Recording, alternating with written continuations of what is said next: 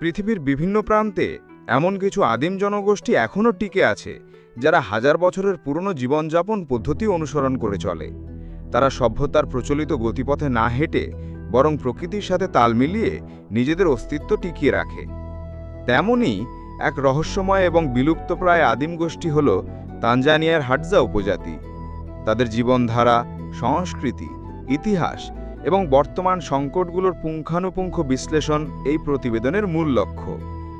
হাডজা উপজাতির উৎপত্তি ও ইতিহাস। হাডজা বা হাডজাবে হল তানজানিয়ার উত্তর মধ্য অঞ্চলের গ্রেট রিফট ভ্যালির নিকটবর্তী ইয়াসি হ্রদের চারপাশে বসবাসকারী এক ক্ষুদ্র নৃগোষ্ঠী। অনুমান করা হয় এই জনগোষ্ঠী আফ্রিকার আদিম শিকারী সংগ্রাহকদের উত্তরসূরি এবং তারা অন্তত 40,000 বছর ধরে এই অঞ্চলে বসবাস করে আসছে। একটি জিনগত বিস্ময়। বিজ্ঞানীরা গবেষণায় দেখেছেন হাডজা জনগোষ্ঠীর ডিএনএ আফ্রিকার অন্যান্য নৃগোষ্ঠীর তুলনায় অনেক আলাদা। এটি প্রমাণ করে যে তারা দীর্ঘকাল ধরে অন্য জনগোষ্ঠী থেকে বিচ্ছিন্নভাবে বসবাস করে আসছে।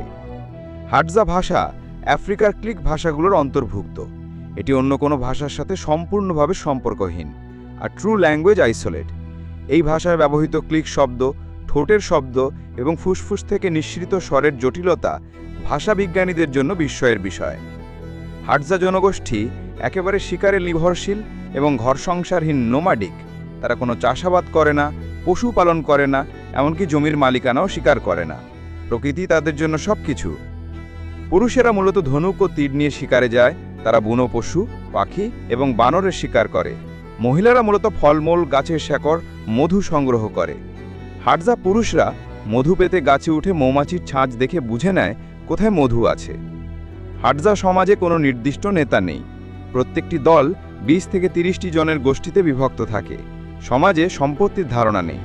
যে যা শিকার করে তা সবার সাথে ভাগ করে নেয়। তারা গাছপালা দিয়ে তৈরি অস্থায়ী ছাউনি বানিয়ে বসবাস করে।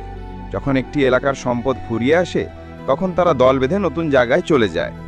বিশ্বাস, আচার অনুষ্ঠান ও সংস্কৃতি। হাডজা দলগোষ্ঠীর ধর্মবিশ্বাস তেমন জটিল নয়।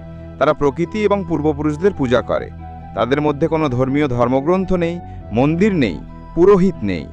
তাদের মতে বনের প্রতিটি প্রাণী, গাছ, পাথর সব কিছুতেই আত্মা আছে। মৃত্যুকে তারা প্রকৃতিরই একটি অংশ হিসাবে দেখে। হাডজা সমাজে গান ও নাচ অনেক গুরুত্বপূর্ণ। তারা শিকারে যাওয়ার আগে বিশেষ ধাঁচে নাচ গান করে। এছাড়া বৃষ্টির জন্য বিশেষ নৃত্যও করে। হাডজা শিশুরা স্কুলে যায় না। তারা প্রাকৃতিক পরিবেশই শিখে নেয় কিভাবে শিকার করতে হয়, কিভাবে গাছ থেকে মধু পেতে হয়, কোন গাছের ফল খাওয়া যায় আর কোনটা বিষাক্ত। হাডজা উপজাতির অস্তিত্ব এখন হুমকির মুখে। আধুনিক কৃষিকাজ, বনভূমি দখল, পর্যটন এবং রাষ্ট্রীয় নীতিমালা তাদের জীবনের উপর গভীর প্রভাব ফেলেছে। তানজানিয়া সরকারের ভূমিনীতির কারণে অনেক হাডজা গোষ্ঠী তাদের পূর্বপুরুষদের জমি থেকে উচ্ছেদ হয়েছে। সরকার এই জমি কৃষক, পর্যটন সংস্থা এবং বাণিজ্যিক কোম্পানির হাতে তুলে দিয়েছে। জমি হারানোর ফলে তাদের জন্য শিকার ও ফলমূল সংগ্রহ কঠিন হয়ে উঠেছে। বন্যপ্রাণীর সংখ্যা কমে যাচ্ছে, বন উজাড় হচ্ছে, ফলে হাডজারা খাদ্য নিরাপত্তাহীনতায় ভুগছেন। শিক্ষা ও স্বাস্থ্য। সরকারিভাবে কিছু উদ্যোগ নেওয়া হলেও হাডজা জনগোষ্ঠীর অনেকেই স্কুলে যেতে আগ্রহী নয়। তদুপরি স্বাস্থ্যসেবা অত্যন্ত সীমিত এবং তারা আধুনিক চিকিৎসার ওপর তেমন আস্থা রাখেন না। পর্যটনের প্রভাব। পর্যটকরা আদিম মানব দেখার লোভে হাডজা বসতিতে আসে। এতে তাদের জীবনে স্বাভাবিক গতি ব্যাহত হয়। কেউ কেউ আবার ছবি তুলে সামাজিক মাধ্যমে ছড়িয়ে দিয়ে তাদের অপমান করে। আন্তর্জাতিক স্বীকৃতি ও সংরক্ষণ প্রচেষ্টা।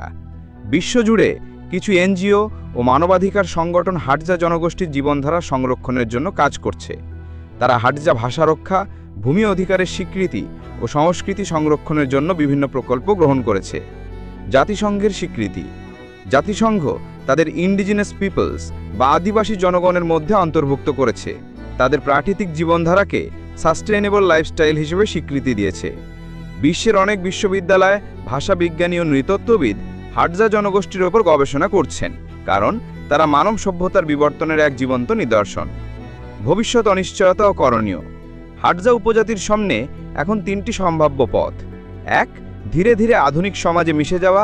2. তাদের আদিম সংস্কৃতি টিকিয়ে রাখা ও সংরক্ষণের মাধ্যমে টিকে থাকা, অথবা হারিয়ে যাওয়া। করণীয়। হাডজা জনগোষ্ঠীর জন্য পৃথক বনাঞ্চল নির্ধারণ করে সেখানে তাদের পূর্ণ স্বাধীনতা দেওয়া। শিক্ষার জন্য বিশেষ ব্যবস্থা, যাতে তাদের সংস্কৃতিকে নষ্ট না করে আধুনিক জ্ঞান দেওয়া যায়, পর্যটন নিয়ন্ত্রণ ও সম্মানজনক নীতিমালা প্রণয়ন, স্থানীয় ও আন্তর্জাতিক এনজিওগুলোর সাহায্য বৃদ্ধি। শেষ কথা, হাটজা উপজাতি শুধু একটি ক্ষুদ্র জনগোষ্ঠী নয়, তারা হলো মানব ইতিহাসের এক জীবন্ত সাক্ষ্য। তাদের প্রতিটি হাঁটা, প্রতিটি তীরের নিশানা, প্রতিটি গানের সুর যেন আমাদের মনে করিয়ে দেয় আমরা সবাই একসময় প্রকৃতির সন্তান ছিলাম। তাদের হারিয়ে যাওয়া মানে শুধুমাত্র একটি জনগোষ্ঠীর বিলুপ্তি নয়, বরং মানবজাতির অতীতের এক দরজা চিরতরে বন্ধ হয়ে যাওয়া। সেই দরজা খোলা রাখতে হলে এখনই আমাদের হাটজা উপজাতিকে রক্ষা করতে হবে। আমাদের ভিডিও যদি আপনাদের ভালো লেগে থাকে তাহলে অবশ্যই কমেন্ট করে জানাবেন।